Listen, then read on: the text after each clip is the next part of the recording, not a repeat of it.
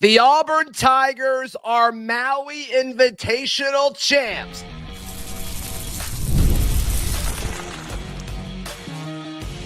You are Locked On Auburn, your daily podcast on the Auburn Tigers. Part of the Locked On Podcast Network, your team every day.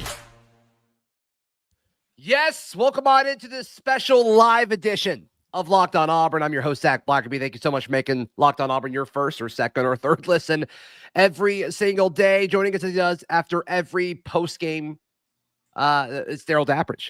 The Darrell Dapprich, Montgomery radio legend. Darrell, the Auburn Tigers are Maui Invitational champs. They take down Memphis 90-76 in dominant fashion. So, perspective. When we looked at this gauntlet and this schedule that Auburn was going to have from a non-conference standpoint, and we talked about who potentially they could play in Maui, you absolutely would take, and including the Houston game, you absolutely would have been over the moon to take 4-0. And you know what? This team is so good that it doesn't feel that it's that big. Not when I say that big of a deal, like it's that unheard of. This is, I'll go ahead and declare it now. I wanted to wait, see how this game turned out, see how this tournament turned out. Oh. They are the best team in America, period. Yes. They are the best team in America. And if you're an AP voter and you keep them out of the top two, you have a personal bias and agenda against Bruce Pearl and this team to do that, and you don't know ball, number one. Number two, Janai Broom is the best player in the country. Now, I am stating that as of right now, November 27th, the year of our Lord, 2024. I don't know what's going to happen in December. I don't know what's going to happen in January. But as the season sits right now, he's the best player in the country, and Auburn's the best team in the country, and it's not even close. Yeah. Janai Broom, and we were talking about this before we clicked, the go live button. And some of the stuff that Janai Broom does around the basket, 5, 6, 7 feet away, like he just kind of turns around and slings the ball towards the rim, and it just seems to go in pretty much every time.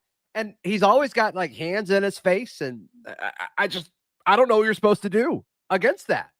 And I'm so glad he's on our team, because, man, that would be so frustrating to root against. Well, how great is it that Auburn got him for a third year? That's special, right? Because in the golden days of college basketball, that's what people did. They stayed for a while and developed their game and became elite, and that's what he's doing. He can play with his back to the basket. He can play with his back. He can play facing the basket. He got double-teamed numerous times on the block and knew where his cutter and where his teammates were without even looking at him, and made sweet skip passes to find open guys under the basket. And I'm going to say this too.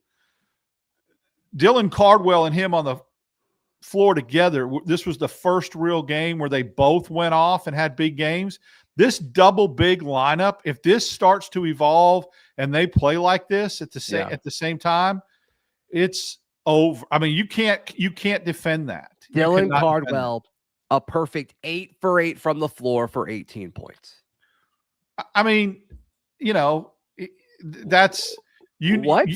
How do you beat that? And you're going to get production from your backcourt at some, obviously it was reported Miles Kelly had a brace on his wrist before the game. He looked like he wasn't 100%. He hurt his wrist last night. So, he was starting to come on. Pettiford's been good. Denver Jones has been good. So you're still going to get the backcourt contribution too. But if Chad Baker-Mazar, I don't know. I'm going to leave this up to you. The 3 position, do you call that a guard? Do you call that a forward? I guess technically it's a small forward. So it depends who's playing it, right? Yeah, and it's really a front court position by design. Yeah. But if you run an offense with 3 out, then it's a guard. So you can throw Chad Baker-Mazar's production into the guard production as well. This team, again, I think this felt more like a 25-point game.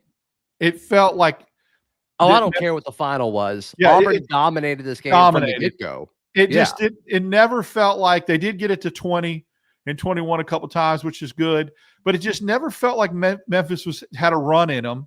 It was going to be able to answer. And look, again, I love bringing there's so many things that Auburn had that were inherent or built-in excuses if they wouldn't have come out and played well in this game. The fact that they got done playing so late last night and Memphis had, an extra 6 hours of rest? Auburn looked like the fresher team.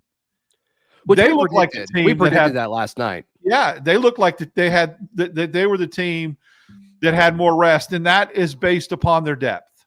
Mm-hmm. That's solely upon their depth and how they go on the bench. Yeah. And it's just, I mean, it was such an efficient night. Janai Broom, interestingly enough, one of his more inefficient nights from the floor, and half of his misses came on that one possession where he kept getting the offensive rebound, and I think he missed like 2 or 3 shots there, but 8 of 15, 21 points. Chad Baker-Mazara, 5 of 6 for 14. And he had some shots that I thought were pretty impressive. And to me, it's just he keeps finding a way to become a better and better and more consistent scorer. Well, can we now have revisionist history? And I know we want to look forward and we don't want to look back, but can everybody else now understand with having time away to kind of be reflective upon what it meant for him to get kicked out of that Yale game last year? Now people need to understand the significance and the importance of him on the floor with that team.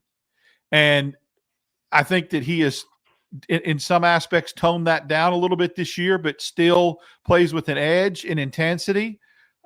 He's, the Seth Greenberg guy that they go back to the studio that used to coach at Virginia Tech has a great nickname for Chad Baker-Mazara. Not Chad Bacon Lasagna like, your mom's nickname for him, but he calls him the Swiss Army knife. And he's right. That's what he does. He can fill so many roles on your team. He can do so many things. And he absolutely is a key component besides Broom. And now all these other people emerging. There's not enough adjectives to describe how well this season has started for Auburn and how you couldn't have drawn it up any better. Yeah, I think you're right. I mean, Janai Broom is probably the best player in college basketball. And then just the cast around him, it changes. And the fact that it can change and be so fluid it's invaluable. It's invaluable with Dylan doing what he did today. We've seen what Miles Kelly is able to do. Tahad Pettiford, it felt like he scored more than he actually did. He only scored 6 points, but I guess it was all early. But man, it's just everybody can step up, and it's like folks know when it's not their night and when they need to kind of let other guys shine. Like nobody on this team seems selfish, which I think is something that has probably been an issue over the last few years of guys that are going to take their shots no matter what. There's not really anybody like that on this team. And I think that's really important. As I watch these games preparing for the live that we're going to do, a lot of times I'll take a mental note during a particular moment in a basketball game so that I can come back and refer to it. And when you mentioned Tahad Pettiford, Chris Moore gets an offensive rebound when it looks like Memphis might start to get in a little run and get it to within 7, 8 or whatever. Yeah. Chris Moore hustles, gets an offensive rebound, gets a kick out to Pettiford. He hits a 3. Those are big moments in a game. They're markdown moments. And again, that's a guy, Chris Moore, that doesn't get any publicity, doesn't get much love, doesn't fill up stat sheets, knows his role, provides some things, is a glue guy. That was a big moment in the game. And he completely flipped the script and the momentum in that little, 30-second segment that, let's say that game ends up being a 5-point game. Look how big stuff like that is. You never know how big it's going to be in that moment. You really don't. No, you're right. You're right. Auburn just keeps finding ways to win, and they've done it in different ways. But I think just keeping Memphis and North Carolina an arm's reach away the entire game. I mean, I think that's a little like holding on to big leads in Maui was difficult this week. I mean, clearly Auburn came back. You saw UConn come back. You saw North Carolina come back against Dayton, and Auburn was just like, "Yo, you're not coming back against us. We're gonna keep the pedal all the way down, all gas, no brakes," and that's exactly what they did. And now, because of it, I mean, is there anybody in your mind close when it comes to resume in college basketball? Well, I'm in Kansas, I guess, because hasn't Kansas beat North Carolina and Duke? So pull up their schedule real quick. I've been so focused on Auburn, and when you play 3 games in 3 days, and we're doing these, you really focus. You only have time to focus on Auburn. But if you pull up Kansas's schedule, and I believe Kansas is right there with Auburn, I just still feel like Auburn has a better resume. But Kansas, I think, has beat Duke and North Carolina. Yeah, that's right. That's right. Beat them both. So Kansas is, I mean, right now Duke's a better basketball team than Houston probably. But you throw in Iowa State that Auburn beat, and that's the difference. That third win. Iowa State's ranked higher than North Carolina and Duke. So I'm with you. And also there's just a level of prestige of winning Maui, right? Like, I mean, the Maui Invitational is known as the premier non-conference tournament. They raise a banner in that arena, gym, when you win the Maui Invitational. They raise a banner like you would in your home gym when you win it. Auburn's name will go up in the rafters as 2024 champs. And who knows, the way Broom played, he should get his picture on that mural they keep showing, that little painting, that mural where they have coaches and dudes. He surely earned it. Yeah. I mean, remember a few years ago, it was the Final Four team when we were excited just to be a part of the Maui Invitational. It's like, oh, we get to play Duke. Oh, we get to play Xavier in Arizona. Like, this is great. This is huge. And then just to think a few years later, Bruce Pearl has built this program up to the point where not only do we get to go back, but really, like, at the moment where Auburn was down 18 to Iowa State, and then they obviously dominated to come back and win that game. Since that moment, I mean, they just decimated their competition. I don't have the stat in front of me, but go back and do a scoring comparison and how Auburn has outscored its opponents since that moment. So they were down 18 to Iowa State until the end of the Memphis game. It is ungodly what they've done as far as outscoring differential and outscoring their opponents. Yeah, and we're talking about Iowa State, North Carolina, and a team that beat a Memphis team that's clearly a good basketball team. Right? First loss. They beat UConn. They beat Michigan State. Tom Izzo's a good coach. He always is tournament tough. So they looked, I'm glad they didn't do it. And maybe Auburn was doing some things that disrupt this. But the way they shot the three from a percentage standpoint, I'm just sitting there going, why are they not shooting more? Why are they not shooting more threes? And maybe, it was a case that early on Auburn did something defensively with extending, taking that away. But it looked like, the way they were hitting threes and the percentage, they should have shot more. Yeah. All right. Who was your player of the game? Let us know in the live chat. And does Auburn beat Duke? That's the discussion next, right here on Locked On Auburn. Today's show brought to you by our friends at FanDuel. FanDuel's America's #1 sports book. And Darrell, new customers right now, you can make a $5 bet. And if you hit it, you get $150 in bonus bets. The FanDuel Sportsbook app gives you everything you need to place live bets on the NFL, college football, college basketball, the NBA, all in one place.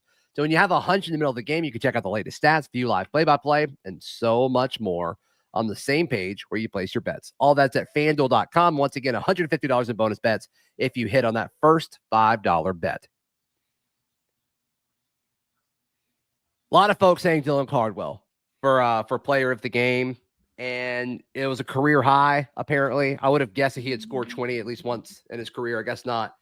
I have no issue saying Dylan Cardwell is our player of the game. I agree. Janai still got his, but at some point, if you double down on one of Auburn's bigs and someone else, because you're not going to double Dylan and leave Broom, you're going to double Broom. And if Broom finds Dylan with that elite passing and that elite vision, and Cardwell is in his area, not extending out, I'm going to tell you that little jump hook he hit was about a 5 or 6 footer. If he adds that into his repertoire, watch out, because that's a nice – you can't block that, not from a 6'10", 6'11 guy unless you're 7 foot. But he'll be taller than most people. That's unblockable. If he starts hitting that little baby hook, we know he can dunk. We know he blocks shots. We know he rebounds. There's so many different things that he brings to the table. I would love to see him get a 4-foot, 5-foot game around the rim. If he gets that, he's complete. So Justin Ferguson tweeted this out. Check out the Auburn Observer. He tweets out, just pointed out by a Memphis writer next to me. Auburn center Janai Broom and then center Dylan Cardwell, 30 points, 17 rebounds, 9 assists. Very dominant. Memphis center, they're two centers. I'm not going to take a stab at their names, but they combined for 5 points, 4 rebounds, 0 assists. And I think one of those guys is Sisse, or whatever I pronounce his name, that's supposed to be really, really good. Is if he plays center, maybe he plays the 4. Yeah, he was one of the ones listed there. Yeah, so it's just just a total drumming by Auburn centers. I mean, that tandem. There's just so much Bruce Pearl can do with this lineup, and he's kind of being able to not only experiment, but it seems like everything he's trying seems to be working, which is super great. What a great situation to be in, Coach. If you would have told me at the beginning of the year that Cardwell and Broom were going to play some together on the floor, I would have 100% agreed with that, because we predicted that they would see some time. Never did I expect it to be the starting lineup every game, that it was going to be both of them in the starting lineup, the set starting lineup. I thought it was just you're going to see it in flashes. Bruce made a decision early to use that as the lineup for whatever reason. Then he trots out there first to set the tone, and it's worked well. And man, that's Broom played the 5 all year last year, and Cardwell would come in and spell him. I like with Chaney's emergence, it enables you to do that. You can start them both on the floor at the same time because of how Chaney's playing. Chaney seems to have like 2 passes a game where I'm like, wow. He is such an elite finisher too. I didn't realize, we had Jay Will last year who just brought the house down. I didn't realize that Chaney Johnson was that good at finishing at the rim, dunking. Mm-hmm. Yeah, I mean, just violent in the lane. Ken Pom finally updated. Of course, Auburn is still 1. Tennessee is 2. Houston is 3. Duke is 4. Memphis drops from 27 to 32. So that speaks to the dominance, I think, of the way Auburn beat them. For them to drop 5 spots, you lose to the number 1 team in Ken Pom and drop 5 spots. It has to be a dominant, loss, and I think it was. All the metrics say that it was. Yep. All right, let's talk about what's next on the schedule. And obviously, everybody's focused on Duke, and they should. I mean, this is. I love that Auburn has a week off. I love that right now. I mean, especially after 3 games in 3 days. That's and getting some of the, Chad Baker-Mazar's knee, Kelly's wrist, get that stuff healed up. Take a week to get refreshed, revitalized, healthy, and they'll go into Duke, pretty refreshed and ready to go. When does Duke play next? Are they off a ton too? Let's see. The great thing about this is it's an 8:15 tip.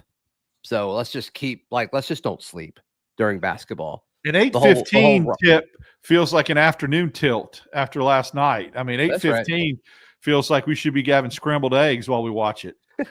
Yeah. We're going to sleep too late. All right. On the Friday, November 29th. So this Friday, they play Seattle U. So they're off. Dang. What's Seattle U? That sounds like what's the matter you? That's a game where their starters will play not even half the game, and they'll be off. Yeah. Seattle it's so funny. U. Like you look at it, it's like tickets as low as $120, then it's like tickets as low as $702. It's $120 to go watch Duke play Seattle U. That's what it says. Wow. They're proud of themselves up there for sure. $700. I get the feeling that Auburn. Yeah, and I have the feeling that Auburn will not concede or have the mindset at all of, we had a great first 6-7 games of the season. We're Maui champs. We'll just go into Duke and use it as a measuring stick. We're happy to be playing in Cameron. historic venue. No, this team's going in there to win the game, and it's going to be disappointed if they come out of there and don't get the W. You could have had the same thing about Maui, right? All right, let's just see how good we are. No, like, let's win the whole thing. Let's win the dang thing. That's just how this team is lining up, which is great.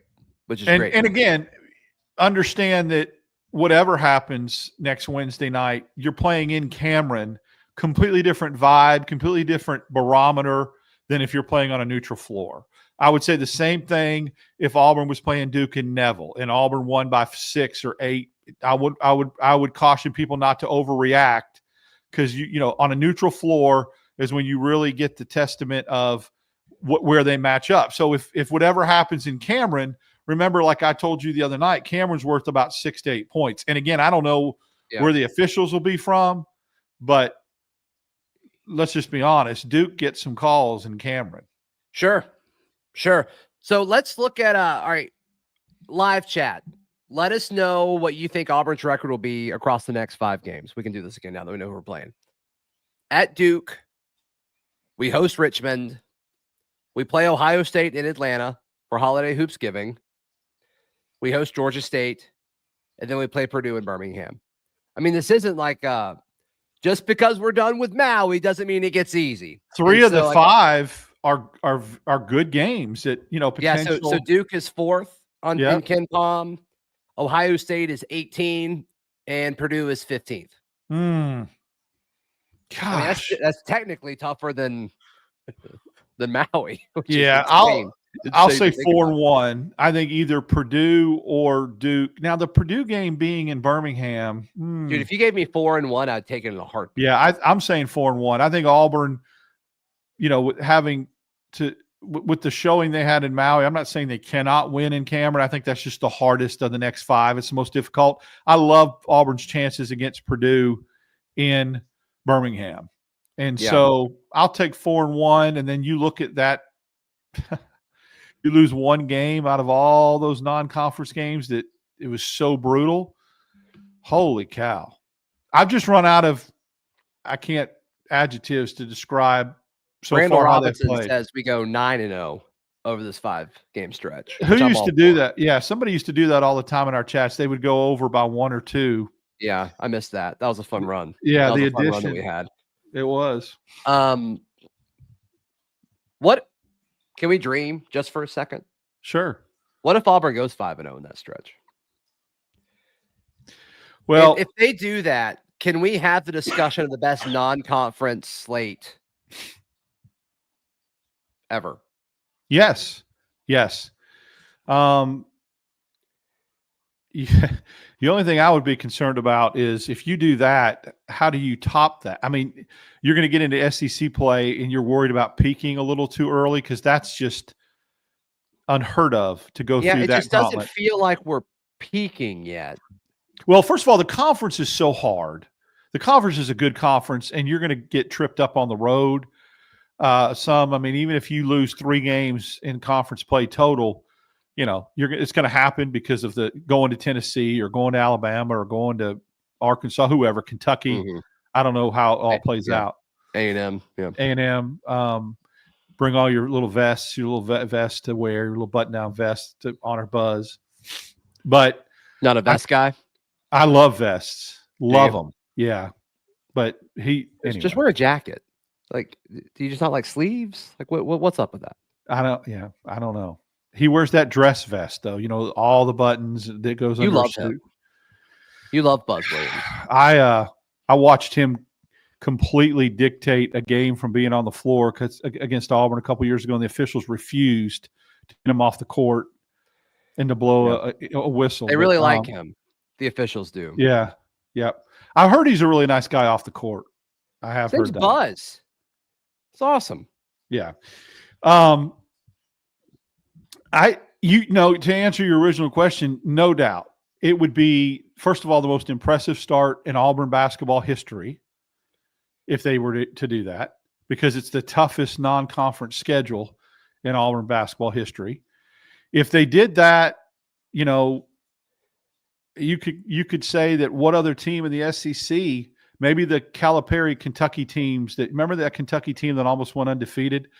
That would be the only thing that I could say that would be similar to a start or to a run. So yeah, I mean, I don't know what that team's non-conference schedule was. That Kentucky team, they went like 38-0, then lost, something like that. yeah, Yeah, yep. It was crazy. It's crazy. All right, who from tonight do we not talk about? Who else do we need to give some love and attention to? How many minutes did Miles Kelly play again? 13. Yeah, 13. Yeah, I think he definitely they were holding him out. I think they gave him a go, let him give it a go, and then he wasn't responding. He did have a basket under the goal, but I think it was hurting him. Yeah, I think fortunately they didn't need him, right? Exactly. I think Denver played well. I think Denver facilitated the offense. He's such a good defender. Are we okay with his stat line being like 3 for 9 every night? Are we okay with that? How many times did he get to the line? Shot 4. He went 4 for 4 from the line. Yeah. Yes. Scored 11. All day. Close to double digits. He's averaging double figures right now for the season. I think he scored double digits every game in Maui, I think. Yeah. So I mean his points per game is probably 11. You take that and the way he guards, whoo. Yeah, absolutely. You don't need him to be a 15 points per game guy. You got Chad Baker, Mazzara, Broom, Chaney to do that. And I think Miles Kelly will eventually, get into that role as well. He was starting to, I think, head that direction before this little setback. So, I remember something I wanted to talk about. There was a possession where you could just tell there was a stretch of the game where everybody on Auburn's team wanted JP Pegues to get a 3. And they would get a rebound and they'd pass it back out to him. They'd get a rebound and kick it back out to him. And it finally went in. And it almost felt like there was some like relief. Yeah. I hope that sparked something. I don't think he shot it again after that.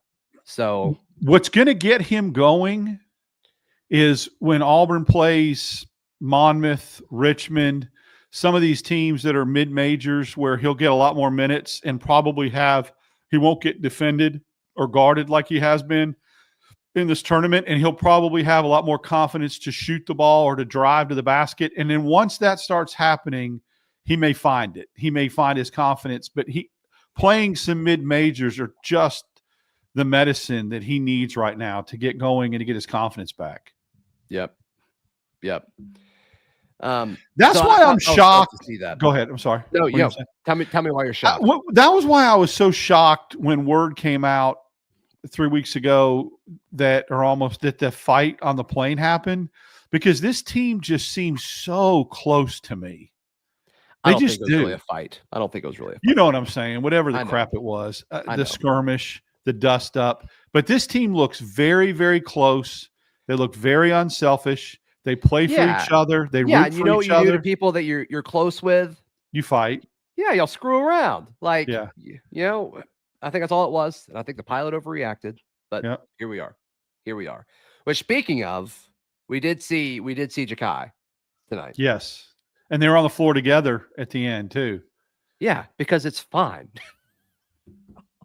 It's okay. Yeah. It's okay. How many minutes did he play? He just played 2 minutes. I thought he played more than that. He had 4 points in 2 minutes. Yeah, and he'll start to get that's pretty efficient. He'll start to get some more minutes against the Richmonds and the Monmouths and all that too, and that'll be good. That'll be fun to watch him get some more minutes and get some more experience.